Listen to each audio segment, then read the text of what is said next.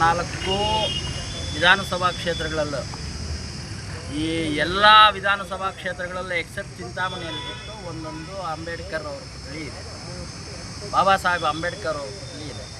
ಈ ಚಿಂತಾಮಣಿ ಚಳುವಳಿಗಳ ತವರೂರು, ಚಳುವಳಿಗಳು ಇಲ್ಲಿಂದಾನೇ ಹುಟ್ಟಿರೋದು. ಎಲ್ಲ ಸಮಾಜಕ್ಕೆ ಒಂದು ಅವೇರ್ನೆಸ್ ತಂದಿರೋದು ಈ ಚಿಂತಾಮಣಿ. ಇಂಥ ಚಿಂತಾಮಣಿಯಲ್ಲಿ ಇಲ್ಲಿ ತನಕನೂ ಒಂದು ಬಾಬಾ ಸಾಹೇಬ್ ಅಂಬೇಡ್ಕರ್ ಅವರ ಪುತ್ಥಳಿ ಇಲ್ಲ.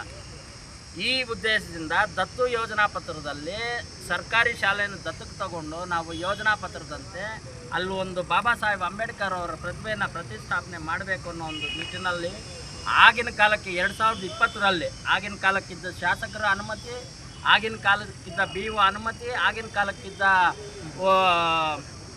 ಉಪಾಧ್ಯಾಯರ ಅನುಮತಿ ಹಾಗೂ SDMC ಕಮಿಟಿ ಎಲ್ಲರ ಅನುಮೋದನೆ ಮೇರೆಗೆ ಅಲ್ಲಿ ಪ್ರತಿಷ್ಠಾಪನೆ ಆಗೋದು ಬಂತು. ಈಗ ಮೊನ್ನೆ ವಿಧಾನಸಭಾ ಚುನಾವಣೆಯಲ್ಲಿ ಡಾಕ್ಟರ್ MC ಸುಧಾಕರ್ ಅವರು ಗೆದ್ದ ಮೇಲೆ ಆ ಸರ್ಕಾರಿ ಜಾಗದಲ್ಲಿಗೆ ನಾವು ಶಾಲೆ ಇದೆಯೋ ಆ ಶಾಲಾ ಆವರಣದಲ್ಲಿ 34 ಕುಂಟೆ ಅವ್ರ ಕುಟುಂಬದ ಒತ್ತುವರಿಯಲ್ಲಿದೆ.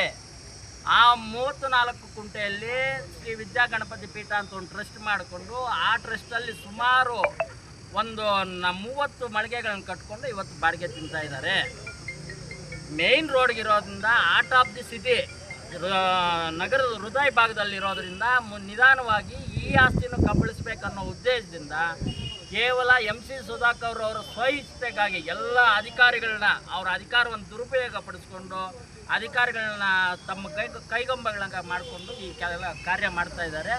ಇವತ್ತು ಚಿಂತಾಮಣಿಯಲ್ಲಿ ಒಂದು ಬಾಬಾ ಸಾಹೇಬ್ ಅಂಬೇಡ್ಕರ್ ಅವರ ವಿಗ್ರಹ ಪ್ರತಿಷ್ಠಾಪನೆ ಮಾಡೋದ್ರಿಂದ ಯಾವ ಸಮಾಜಕ್ಕೂ ತೊಂದರೆ ಆಗಲ್ಲ. ಅದು ನಾವು ಸ್ಕೂಲ್ನಲ್ಲಿ ಹೇಳ್ತಾ ಇದ್ದೀವಿ, ಸ್ಕೂಲ್ ಆವರಣದಲ್ಲಿ ಪ್ರತಿಷ್ಠಾಪನೆ ಮಾಡ್ತಾ ಇರೋದ್ರಿಂದ ಮಕ್ಕಳಿಗೆ ಓದೋ ಮಕ್ಕಳಿಗೆ ಸ್ಫೂರ್ತಿದಾಯಕವಾಗುತ್ತೆ. ಆ ವಿಗ್ರಹ ನೋಡಿ ಸ್ಫೂರ್ತಿದಾಯಕವಾಗುತ್ತೆ. ಅಂಥದಕ್ಕೆ ಇವರು ಅವ್ರದ್ದೇ ಏನೋ ಸ್ವಯಲಾಭಗಳಿಗೋಸ್ಕರ ನಮ್ಮನ್ನು ತಡೆ ಹಿಡಿತಾ ಇದ್ದಾರೆ. ಇದು ರಾಜ್ಯಾದ್ಯಂತ ನಿಮ್ಮ ಮಾಧ್ಯಮದ ಮುಖಾಂತರ ಹರಡಬೇಕು, ಸರ್ಕಾರ ಗಮನ ಸೆಳೆಯೋದೇ ನಮ್ಮ ಉದ್ದೇಶ.